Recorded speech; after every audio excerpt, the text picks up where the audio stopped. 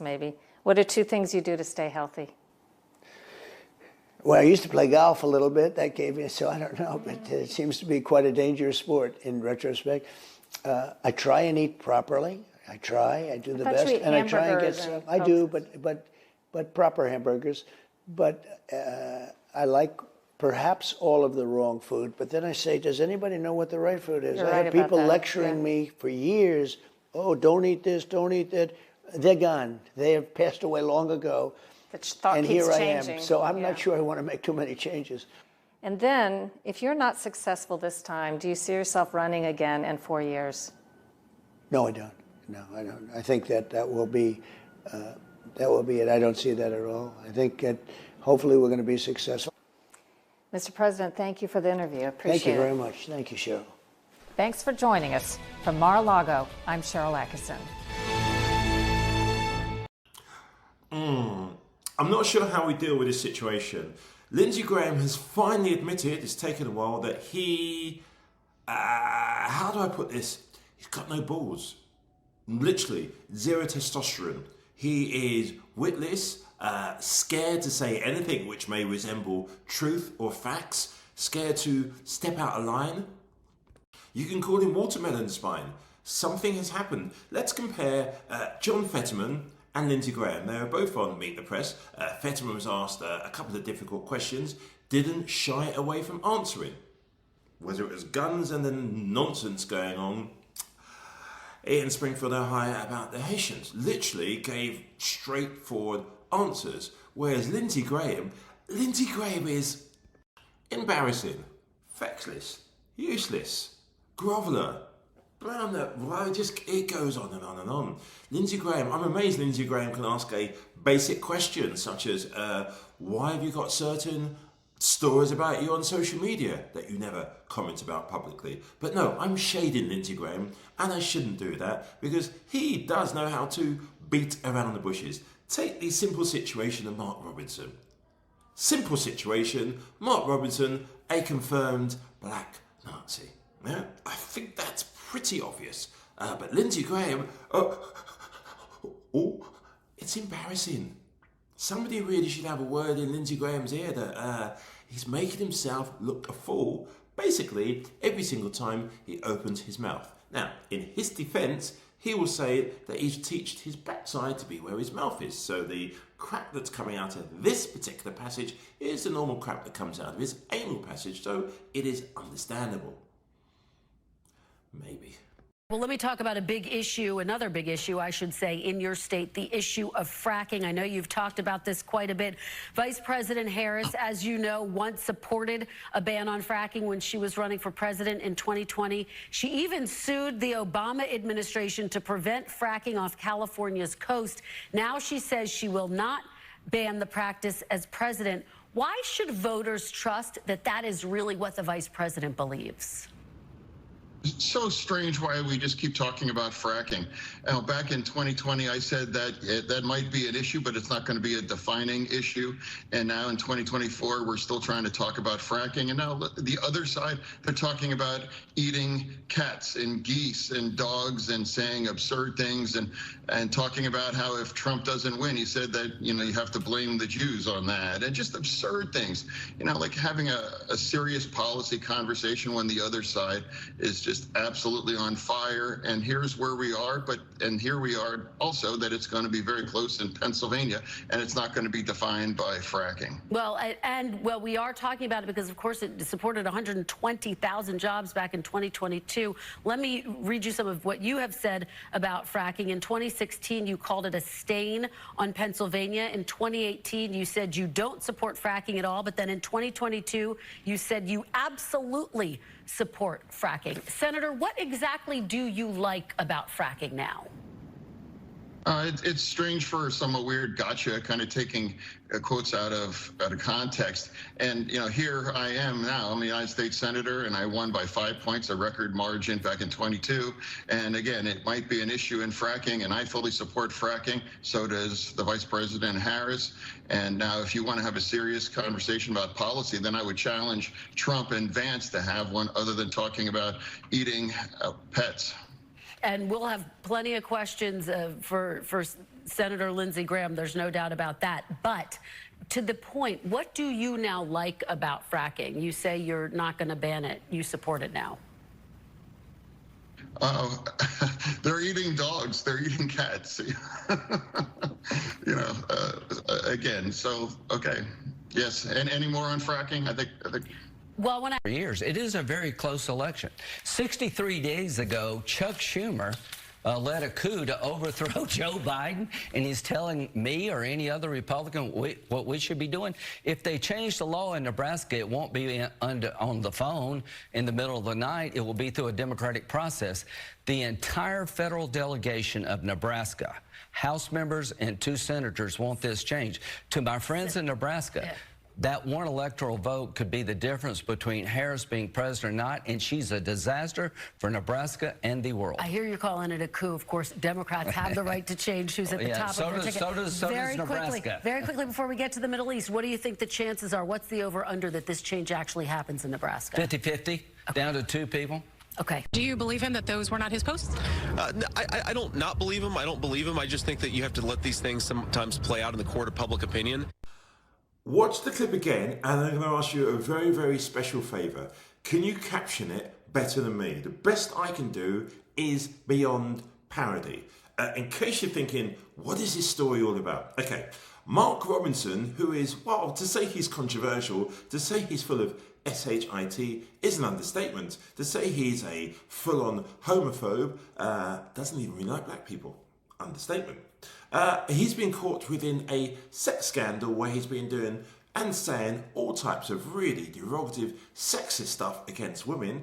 But for somebody who's so transphobic publicly, privately, has been enjoying a life that, if you are of trans, that's the life you're entitled to enjoy. And he's been on a lot of, how should we say, forums, that sort of thing, thoroughly indulging in trans porn, which as an individual he's more than freely able to do. Although publicly he's the most nastiest piece of individual person you're likely to find in North Carolina. So J.D. Vance is asked for his opinion, specifically because Trump was in North Carolina, and can you believe it? He managed in an hour and a bit not to mention Mark Robinson once, and to refuse to do any interviews because he's going to be asked about it. And bearing in mind, this is the same individual that Trump referred to, I quote, as a bigger contribution to, I'm paraphrasing really, bigger contribution to political life, political history. He actually said Mark Robinson is like Martin Luther King on steroids. So, back to J.D. Vance. Can you, in the comment section below now, come up with a better caption than beyond parody? Do you believe him that those were not his posts? I don't not believe him. I don't believe him. I just think that you have to let these things sometimes play out in the court of public opinion. Have you heard the latest about North Carolina Republican candidate for governor Mark Robinson? It's all true. He's been seen in public with a convicted felon. Not just any felon, but a felon who's found liable for sexual assault by his hometown jury. He even praises the felon. On this stage today, I am endorsing Donald J. Trump as the President of the United States of America. But a weirdo. He loves the felon, and the felon loves the weirdo. This is Martin Luther King on steroids. Everything you've heard about Mark Robinson and Donald Trump is true. They deserve each other. But North Carolina and America deserve better. It was predictable. Mark Robinson's tenure in public life has shown erratic, sometimes highly offensive statements over and over again. And Donald Trump supported him and endorsed him. In fact, called him better than Martin Luther King. Martin Luther King Jr. on steroids. That's right. All right. So this was predictable. And this is the problem for us Republicans. As long as Donald Trump is your recruiting agent for candidates in swing states, we're going to continue to get our rear ends handed to us. And Mark Robinson is not going to win this race, can't win this race. He's about 10, 12 points behind. Right. And he's running against, by the way, a very formidable candidate in the Attorney General, Josh Stein. Right. So the fact is this was going to be a tough race no matter what.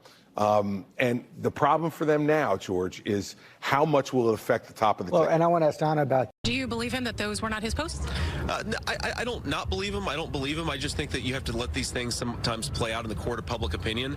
This was predictable. Mark Robinson's tenure in public life has shown erratic, sometimes highly offensive statements over and over again.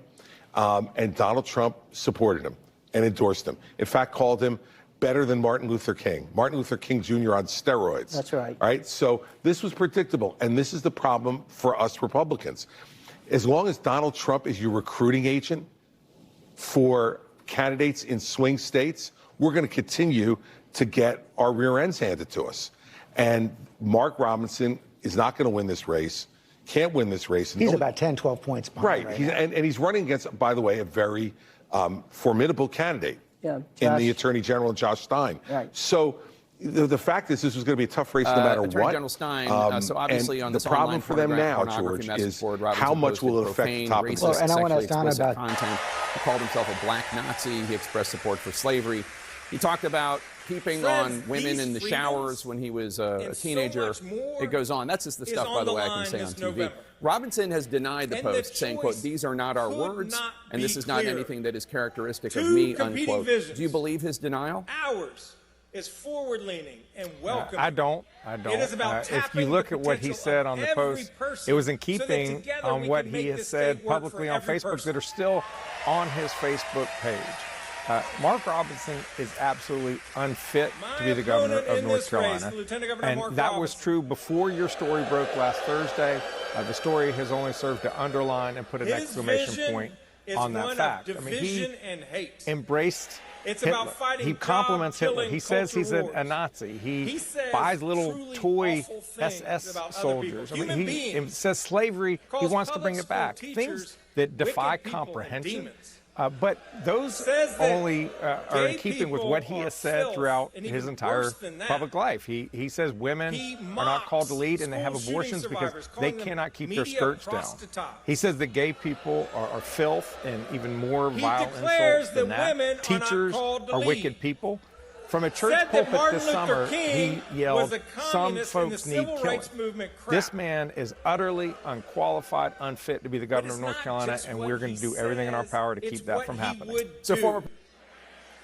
He wants to slash, that's his verb, not mine, public school funding. He wants to make it harder for people to vote, and he wants to completely ban abortion in this state with no exceptions. Not for rape, not for incest, not even for the life of the mother. He is a self-described conspiracy theorist. He denies the 2020 election results. He denies the climate crisis. He even denies the Holocaust. Friends, we must deny him the governorship of North Carolina.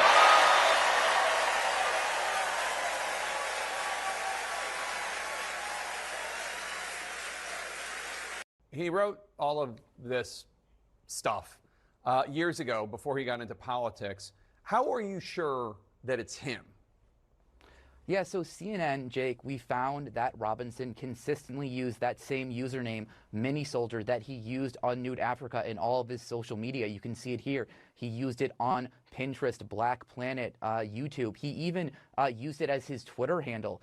His full name was also listed on Nude Africa, and an email we found he used on Nude Africa, he used on several other websites. Now, the biographical data from multiple websites using the name Mini Soldier matches Robinson exactly, the exact date of birth, his hometown, the fact that his mother worked at an HBCU, that his favorite episode of The Twilight Zone is number 22.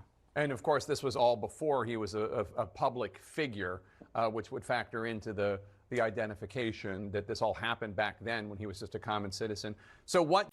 When I say a parallel universe, I really am serious in terms of the world we all live in, which Kamala Harris lives in terms of the questions she's asked, how she's interrogated, every single thing she does and says is analysed, yet with the former losing President of the United States of America, it's like a separate world.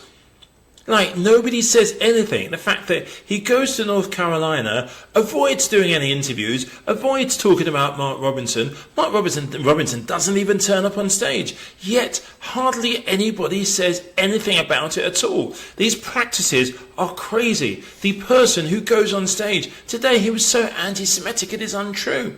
How dare he say this will be the end of Israel if he doesn't get in? It is just not true.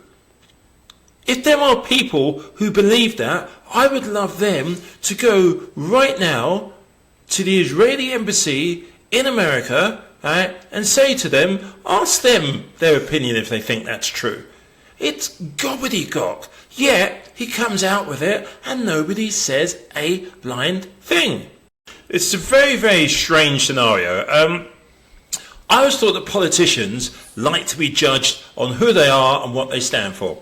The former president of the United States of America, one loser guy, is literally trying to erase his footprint as he walks. Let me give you the best example of that, being Mark Robertson, the North Carolina buffoon, clown, whatever word you want to use. Toe rag is probably the best description I can think of off the top of my head. Trump was in North Carolina today, and surprise, shock, guess who wasn't back? Guess who wasn't there? Guess who wouldn't do any interviews? Nothing. The same person that's been accusing Kamala Harris of saying nothing suddenly has lost his voice. Got nothing to say. In fact, the cliche, can we do the drum roll? Pretty bad drum roll. The cliche, I hardly know him, I think is about to be spun out. And this, to me, it sums it all up in terms of, I keep on saying, there's a parallel universe in operation. She wants to ban the sale of gas-powered vehicles. She's already banned them.